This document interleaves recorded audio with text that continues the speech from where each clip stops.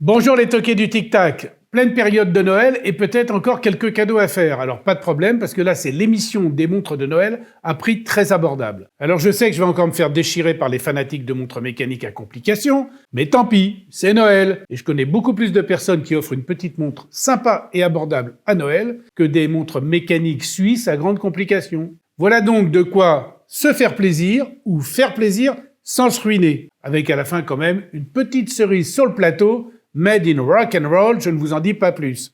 Regardez-moi le plateau.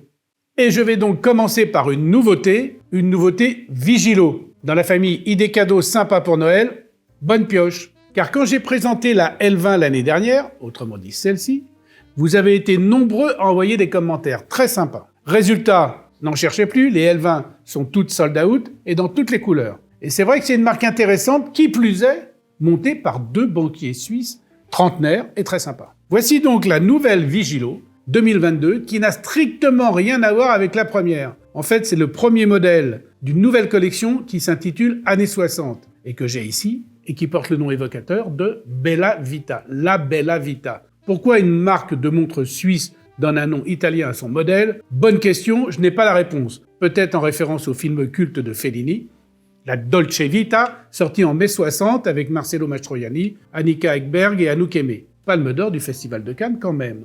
Ou alors en hommage à la Bella Vita, film moins connu et présenté à la Mostra de Venise en 1994. Qu'importe, et si la vie est belle, eh ben la montre aussi. J'ai reçu deux couleurs très sympas, un bleu marine que vous avez là, et un rose que j'ai dans la boîte et que je vous montre comme ça, vous voyez un peu comment elle est présentée dans la boîte.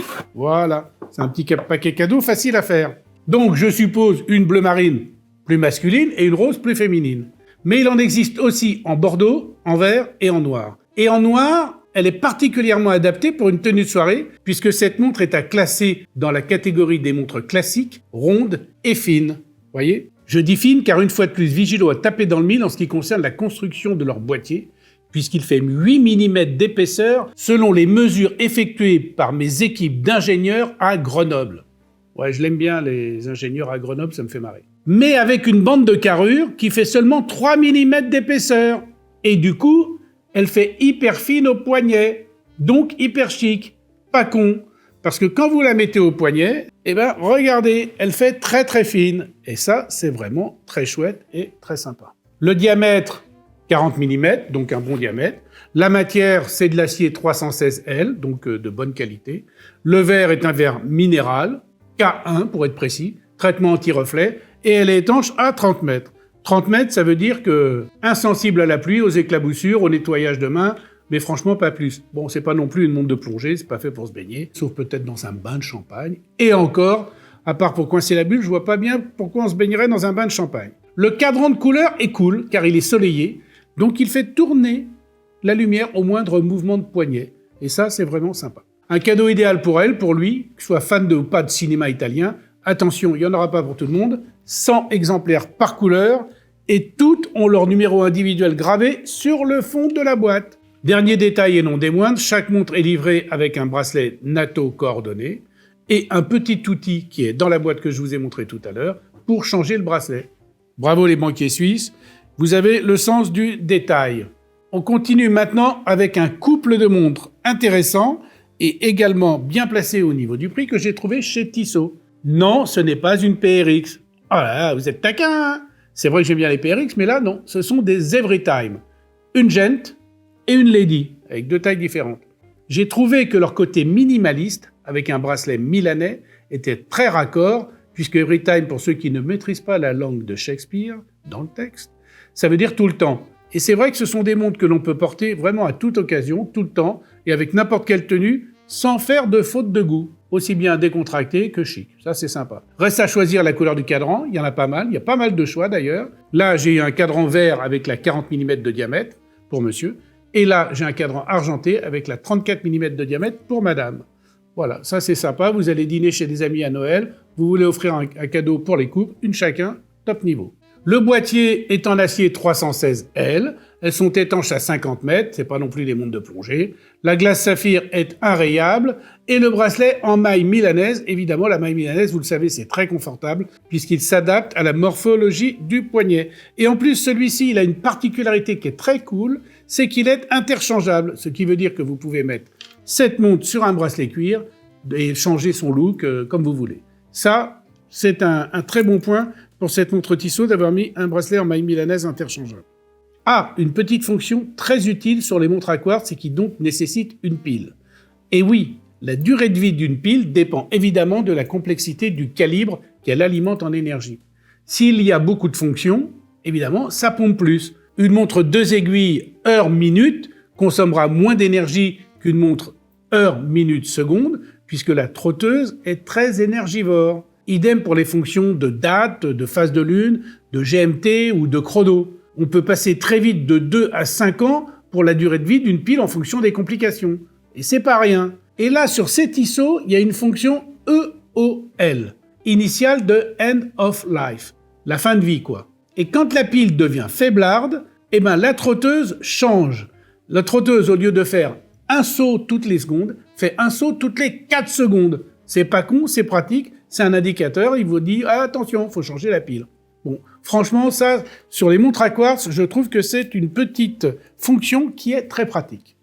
Changement de décor avec un truc complètement dingo, mais moi, perso, je connaissais pas, mais il paraît que tout le monde ne parle que de ça.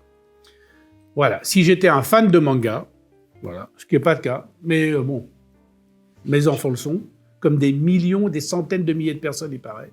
J'aimerais évidemment comme offre une Swatch Dragon Ball Z. Mais alors laquelle? Car ce ne sont pas les personnages qui manquent. Là, j'en ai 2 sur le plateau, mais Vagram va vous faire des gros plans, il va vous en montrer plusieurs. Alors j'avoue qu'avant de faire cette émission, mon ignorance sur le manga Dragon Ball Z était totale.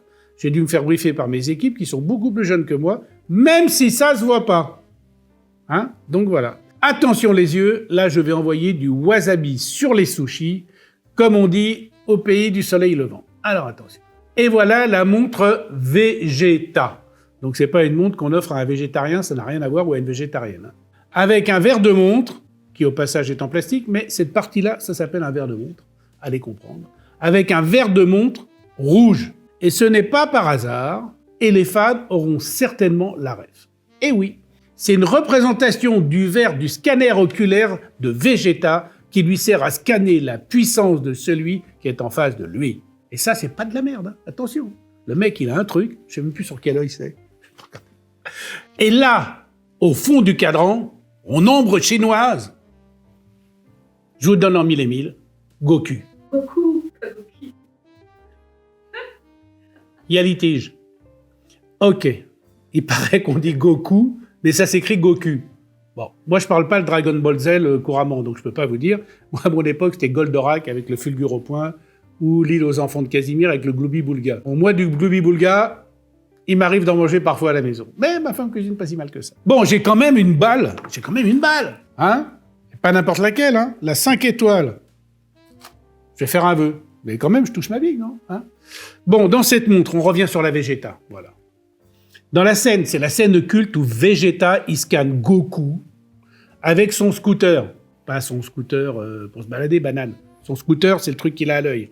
Et là, je vous le donne en mille et mille, une deuxième fois, il scanne Goku, et le Goku, 9000 unités de force.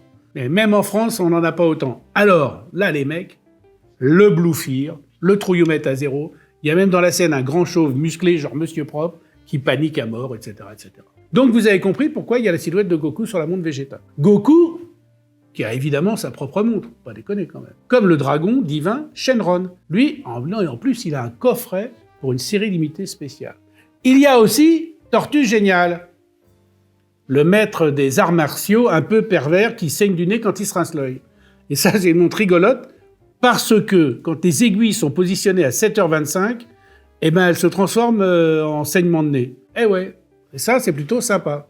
Autre truc très sympa, on voit une partie du calibre à travers le verre de ses lunettes. Donc c'est marrant. Voilà. Collection marrante, bourrée de petits détails, que vous pouvez voir maintenant, puisque Vagram vous met quelques gros plans.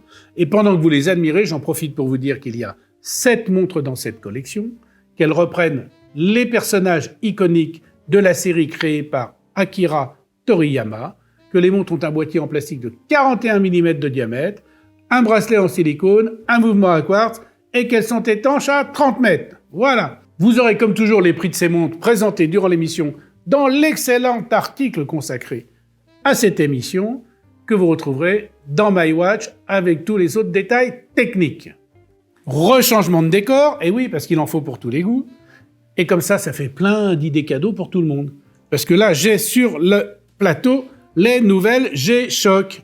Et oui, j'ai reçu beaucoup de commentaires du genre « Pourquoi tu parles pas de G-Shock ?» Alors déjà, ceux qui ont laissé ces commentaires-là, eh ben ça veut dire que vous n'avez pas regardé toutes mes émissions.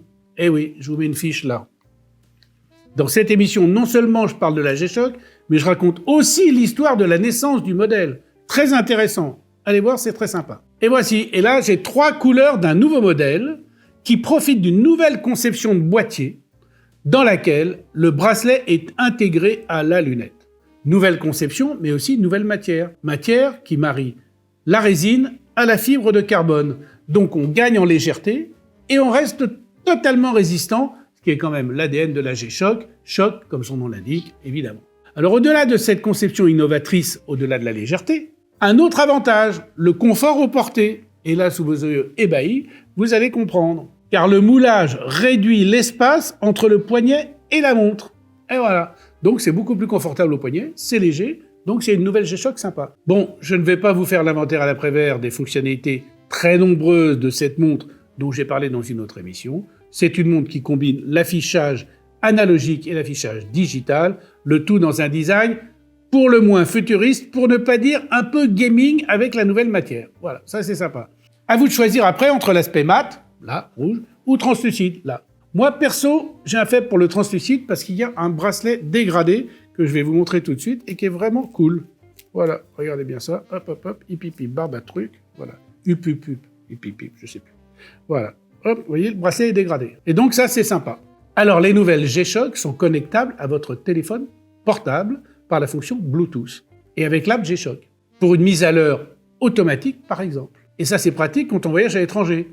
On s'ennuie plus à régler la montre en fonction du fuseau horaire où on arrive. Pratique aussi pour contrôler la musique, recevoir des notifs, localiser son téléphone, et même pour ne pas oublier son téléphone, puisque la montre vous alerte quand elle perd la liaison Bluetooth, etc., etc., etc., comme disait Yul Brynner. Donc vraiment, c'est un truc qui est sympa. Dernier détail et non des moindres, la montre s'allume quand on appuie sur une touche. Là, voilà, regardez, je vous le montre. Hop, quelques secondes, et voilà, elle s'allume. Alors, à manier avec parcimonie, hein. Parcimonie, c'est un copain à moi. À manier avec parcimonie, parce qu'en période de blackout électrique, remarquez, c'est pratique, hein, quand ils vont vous couper la lumière parce qu'il fera trop froid et qu'on a remis le chauffage trop haut, eh ben, vous pourrez toujours regarder l'heure pour savoir combien de temps ça dure. Voilà, très sympa, montre G-Shock. Pour Noël aussi, pareil, toujours dans cette gamme de prix un peu de toutes les montres. Là, on est à moins de 300 €. Partout, c'est vraiment sympa. Ah, une montre de collectionneur quand même. Une montre qu'on peut offrir à un collectionneur. Autre bonne idée cadeau pour Noël. La nouvelle montre Lip, qui a une histoire très particulière. Et là, c'est rigolo. En 1964, pour promouvoir son calibre électromécanique à pile, Fred Lip a eu l'idée géniale de mettre en place le service montre de courtoisie. C'est-à-dire, si votre montre tombait en panne ou avait besoin d'une révision, l'horloger revendeur agréé vous prêtait la montre, service après-vente. Une montre où, sur le cadran, était inscrit à la place des index après-vente et où, juste en dessous, en cercle, était inscrit « Votre horloger vous prête l'heure ». C'est un truc marrant parce que d'habitude, c'est les garagistes qui font ça avec les voitures de courtoisie. C'était génial, sauf, et c'est là où l'anecdote est amusante, ce que n'avait pas prévu Fred Lip, c'est que certains collectionneurs ne revenaient jamais récupérer leur montre, trop contents d'avoir une montre qui n'était pas en vente pour la mettre dans leur collection. Alors donc, évidemment, ils se sont retrouvés avec toutes les montres en réparation qui restaient sur les bras et plus de montres après-vente. C'est rigolo, non? Bon, il faut savoir qu'aujourd'hui, la montre d'époque, après-vente, est encore très recherchée par les collectionneurs. Alors pour tous ceux qui n'ont pas la chance d'en avoir une dans leur collection, voici la réédition, qui est à vendre cette fois, dans la même configuration que le modèle original de 1964, avec son boîtier de 35 mm. Bon, c'est pas le même calibre, il est encore à pile, mais c'est pas le même. c'est une belle idée à glisser sous le sapin d'un collectionneur de livres, par exemple. Alors là, je suis bien content d'avoir trouvé cette petite idée parce que c'est pas commun et c'est chouette. Alors à Noël, et puis on le sait aussi après au jour de l'an, c'est souvent le moment où on sort les paillettes. Les pulls à paillettes, les sacs à paillettes, enfin toutes les paillettes sont sorties. Alors pour accessoiriser votre tenue sans vous ruiner, j'ai trouvé 2 Ice Watch de circonstance. Bon, je vois déjà les commentaires qui pleuvent, bouh, des montres fabriquées en Chine, quelle honte. Les mecs, il faut arrêter d'être sectaires, il en faut pour tout le monde et pour tous les budgets. Et là, j'ai 2 modèles de la collection Glitter. Glitter, traduisez à paillettes. C'est après un mot, glitter, paillettes. Et en plus, elles sont sympas. On va pas en faire des caisses, évidemment, sur l'aspect horloger. C'est juste le look qui est marrant. Et cela peut donner des idées à monsieur et madame Travolta pour aller à une soirée disco, par exemple. Et puis le rouge et or, cela s'accorde très bien. Et puis le dégradé de bleu en paillettes, il fallait quand même y penser. Et perso, j'aime bien en plus le toucher soyeux des bracelets en silicone. Voilà. Comme sur ma Vigilo, là, il y a un bracelet en silicone aussi. Donc voilà, c'est un petit cadeau sympa à se faire ou à offrir pour une soirée disco, c'est cool. Alors, un petit conseil qui n'a rien à voir avec les montres. Croyez-moi, méfiez-vous des soirées disco un peu alcoolisées. Parce qu'un peu éméché, vous pourriez vous prendre pour Michael Jackson. J'en dis pas plus si vous passez à Megève pendant les fêtes. Allez voir Philippe Guilhem, le célèbre horloger joaillier, et demandez-lui comment s'est terminé ma célèbre Moonwalk toupie grand écart à un de ses anniversaires. J'en dis pas plus. Si vraiment, vous allez voir dire « Hey, dis-nous comment Franck Sancy il a fini à ton anniversaire. » Voilà, ça, c'était ma cerise à perso sur votre gâteau à vous. Eh ben, alors, on revient aux montres. Voilà. Et puisqu'on est dans les paillettes, eh ben, on continue dans les paillettes. Mais pour les enfants, cette fois. Et oui, quelle bonne idée d'offrir une montre à un enfant pour Noël. Voilà. Moi, j'en ai offert plein des flic-flac aux miens, par exemple, quand ils étaient petits. Maintenant, ils sont très grands, ils piquent mes montres. Mais bon, ça va. C'est quand même la marque des montres suisses pour les enfants. Voilà, à Noël, c'est une bonne idée, ça. Voici donc la collection Shine Bright de flic-flac. De jolies petites montres pour les quilles à la vanille et pour les gars au chocolat, comme disait Alain Souchon. Je précise pour ceux qui l'ignorent que la marque Flic-Flac, Flic, c'est l'aiguille des minutes, c'est le garçon, et Flac, c'est l'aiguille des heures, c'est la fille. Elles n'ont pas la même couleur. Et sur certaines montres de la collection, les aiguilles sont destinées à faciliter l'apprentissage de l'heure aux enfants. Il existe d'ailleurs une app, Flic-Flac, pour apprendre à lire l'heure, en s'amusant avec des tutos hyper bien faits, avec des questions et des quiz, etc. C'est vachement sympa. Et en plus, à la fin, vous avez un petit diplôme que vous pouvez imprimer pour donner à votre enfant, genre, ça y est, maintenant, tu sais lire l'heure, mon grand. Donc voilà, ça, c'est sympa. Alors voici les montres, les montres brillantes. Les bracelets sont en pètre recyclé, donc ça, c'est sympa. Et un truc qui est génial aussi, c'est que quand elles sont sales, les montres sont lavables en machine. Voilà. Donc des montres lavables en machine, c'est quand même sympa, surtout pour les enfants. On sait qu'ils se salissent assez facilement. Ah, j'ai 2 trousses. Des petites trousses, voilà. Ça, c'est une collab Flic-Flac, entre Flic-Flac et tartine et chocolat. Donc celle-là, elle n'est pas ouverte. Voilà, regardez, une montre rose, hop, avec dont le bracelet est coordonné à la trousse. Mais j'ai ouvert celle du garçon pour vous montrer un truc sympa. Donc voilà, évidemment, la montre du garçon, que je retire de la boîte, que j'avais pré-ouverte. Il est pas cool, le mec. Et là, vous avez une trousse avec des vieilles voitures américaines, ou des vieilles voitures, et un bracelet qui est coordonné. Voilà. Donc, il a sa petite trousse pour aller à l'école, et sa montre avec le bracelet coordonné. Alors ça, c'est chicos, quand même. Et, évidemment, sur celle-ci, et là, Vagram va nous faire un gros plan de l'espace. Donc là, vous voyez bien l'aiguille rouge pour les heures, et l'aiguille bleue pour les minutes. Et l'inscription sur le cadran est évidemment coordonnée aux couleurs. Donc ça, c'est carrément génial. Et sur la montre fille, vous avez même des petits brillants. Regardez comme c'est sympa. Pour apprendre à lire l'heure, avec une petite trousse pour aller à l'école, c'est génial. Moi, j'aurais adoré avoir cette trousse avec les vieilles bagnoles, parce que j'aime bien aussi les voitures de collection, et ça m'amène à notre cerise sur le plateau. Eh ouais, c'est l'heure du rock and roll. Bon, j'ai pas la banane, si, j'ai la banane. Regardez, la banane. Eh oui, vous savez peut-être pas, mais moi, je suis un fan d'Elvis. Et j'adore rouler dans une vieille américaine de 1955 en écoutant les chansons d'Elvis. Ceux qui me suivent sur mon compte Instagram, qui s'affiche là, Vous l'avez vu. Vous ne l'avez plus. Eh bien, ceux-là, ils ont déjà vu des photos de la T-Bird que je bichonne, comme ça. Eh oui. Et là, comme le film Elvis, avec Austin Butler et Tom Hanks, a fait un tabac, si vous ne l'avez pas vu, allez-y, je me suis dit que peut-être vous allez chercher un cadeau de Noël pour un fan du King. Un gominé de la tête aux pieds, un amoureux de la Santiago, un dago des Gibson. Eh ouais. Bref, un rock and roller. Rock and roller. Ah, j'aime bien Eddie Mitchell aussi. Donc voilà le cadeau idéal, il est là. Et voici l'Hamilton Ventura, copie pratiquement à 100% de l'original de 1957, celle d'Elvis. Un hommage à la première montre électrique munie d'une pile. C'était pas une montre à quartz, mais elle était déjà munie d'une pile. Un modèle qui a marqué l'histoire de l'horlogerie, car avec son design original et très audacieux, que l'on doit à Richard Arbib, un célèbre designer américain des années 60, elle arrive comme un ovni dans le paysage horloger de l'époque. Puis, quelques années plus tard, elle devient une légende au poignet d'une autre légende, Elvis Presley, dans la comédie musicale de 1961, Sous le ciel bleu d'Hawaï. Vous pensez bien qu'aujourd'hui, celui qui a un modèle de 1957 dans sa collection, il a une vraie pièce de collection.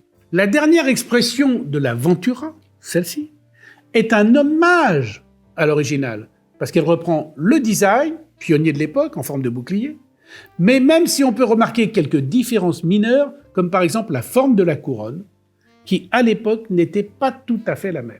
Alors sur celle que j'ai dans les mains, le bracelet est en cuir, imitation lézard, avec une double déployante, assez sympa. Cette imitation lézard lui donne un petit look précieux. Elle est étanche à 50 mètres, mais évidemment, c'est pas une montre de plongée. D'ailleurs, si les horlogers de chez Hamilton décident de faire un jour une Ventura de plongée, c'est qu'ils auront fumé beaucoup de moquettes, parce que faire une lunette tournante unidirectionnelle sur cette forme de boîtier, bon courage. Remarquez, le génie humain n'a pas de limite. Autre information et non des moindres, être au poignet d'Elvis Presley n'est pas la seule médaille à accrocher au revers du perfecto de l'Hamilton Ventura. C'est aussi la montre des Men in Black.